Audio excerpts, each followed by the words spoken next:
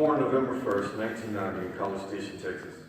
After I was a few months old, my mother and father split up, and my mother decided she wanted us to move back to North Charleston to be closer to my grandma. My father stayed in Texas, and I haven't seen him since. When I was 4 years old, my mother married a man from Cross, South Carolina, and we ended up moving out there to start a new life. I really enjoyed living up in Cross. My stepfather treated me and my mother really good. He taught me how to hunt and fish. He constantly had me working, and would take every opportunity he had to instill godly morals into my life.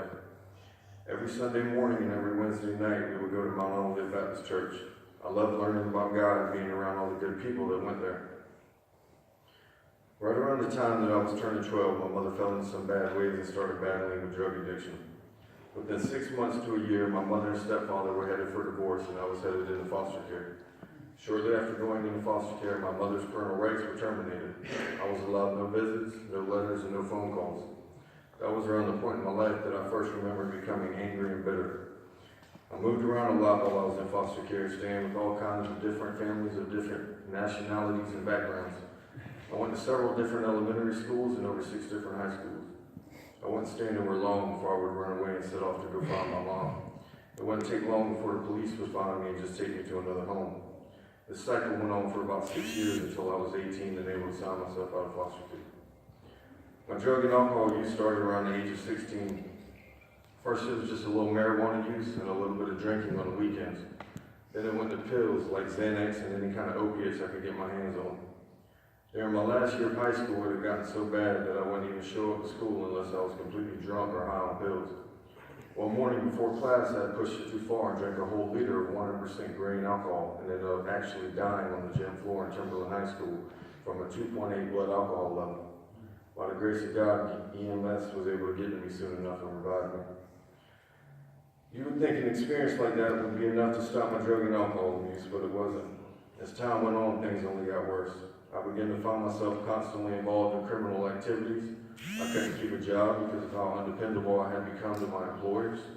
All my relationships were constantly failing due to my selfish actions. By the time I had reached my early 20s, I became hooked on methamphetamine and had also developed a serious gambling problem. My addiction to meth was the real beginning of my life starting to fall apart in every aspect imaginable. My heart had become like stone. All of the people who actually loved and cared about me began to slowly but surely disappear out of my life. I ended up going to a couple different secular rehabs around the state and didn't finish any of them. I would just leave and make my way back home, return back to my same old sinful ways. I wanted to change and do good, but it just seemed that no matter what, I couldn't. I can remember someone showing me something Paul had wrote in Romans 7.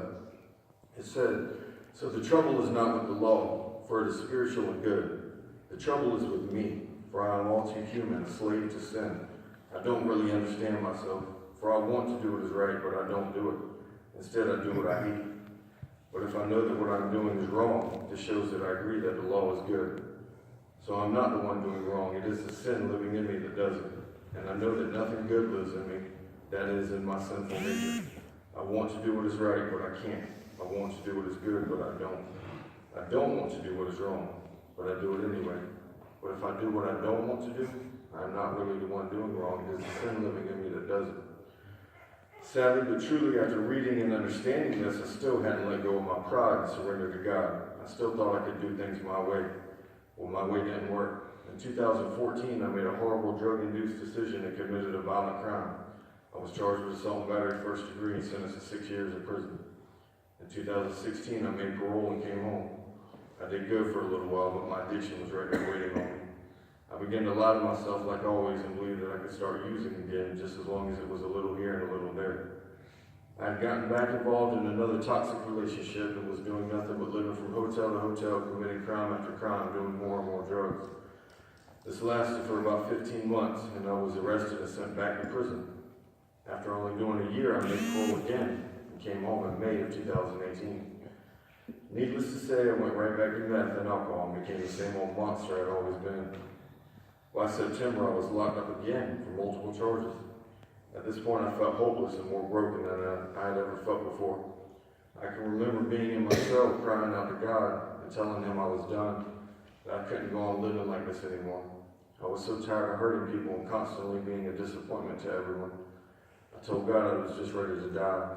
I couldn't go on any longer living every second of my life being consumed by complete darkness and evil. I'd given Satan power and authority over me for too long. Something told me to open my Bible to Romans, and I flipped over to chapter 13 and read verse 12. It said, "The night is far spent, the day is at hand. Therefore let us cast off the works of darkness and put on the armor of light." The very next day I called my mother, and she told me that my parole officer had got me accepted to Change Lives Ministries. I immediately felt a peace come over me, and I was just ready to go. I arrived at the ministry December 13th. Within the first 48 hours of being there, I told God I wanted Him to take full control of my life. I was ready to die to self and surrender all of me over to Him. I begged Him to take my pride and arrogance away and fill me with a spirit of humbleness and humility. It amazed me to see how much God's love and power filled the place. The staff members were such selfless people, it really blew me away. They were willing to help anyone with anything, any time of the day or night. People like Tommy, Caleb, James Riffle, James White, and Ronnie always had such a peace about them. It was absolutely evident that those men were filled with the love of God. I saw that and immediately knew that's what I wanted in my life. Those men on several occasions would share with me where they came from and what they went through. I was able to relate to their stories so much it seemed unreal. It helped me in ways that they would never know and gave me a lot of hope for the future. It wasn't long at all before I got on my knees and rededicated my life to Christ. After that, I made a diligent commitment to God to seek Him in prayer every morning, several times a day, and every night, no matter what. I could feel my relationship with Him getting stronger and much more intimate as time would go on. It wasn't long at all before I could really feel the fruits of the Spirit that Paul speaks about in Galatians 5:22 start to fully develop inside of me. The more I would read Scripture and study His Word, the more and more He would speak to me. God slowly but surely transformed me by completely renewing my mind and my spirit. He, without a doubt, removed my heart of stone and replaced it with a loving, tender, responsive heart. I'm to the place in my life now where I'm just 100% fully, desperately dependent on Him for all things. I just thank God every day for reconciling me back to Him through His Son, Christ Jesus. He has truly done a complete restoration on my life. At this point, I'm just overwhelmed with gratitude for the amount of grace and mercy He pours out to me daily. I'm going to keep my prayer life strong, stay actively involved in church, study His Word daily, and live out His will for my life. 2 Corinthians 5:17 says, if anyone be in Christ, they are a new creation. All things have passed away, and behold, all things have become new. This has absolutely become true for me. I just want to thank the board of directors, all the staff, my mother, my stepfather. I want to thank Jerry, Danny Tracy, Johnny Flanagan, Chris Peeler, Tim Bryant, David Van. Thank you.